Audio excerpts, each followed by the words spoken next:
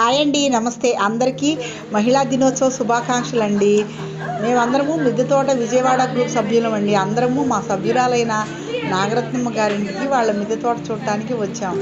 ఆవిడ ఈ వయసులో కూడా చాలా ఓపికగా మొక్కలు పెంచుతారండి. చాలా ప్రేమతో అందరినీ రిసీవ్ చేసుకున్నారు.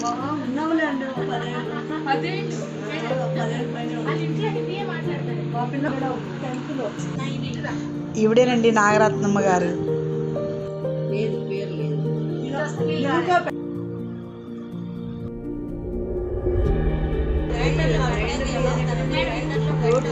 చాలాసేపు అందరం సరదాగా కబుర్లు చెప్పుకున్నామండి.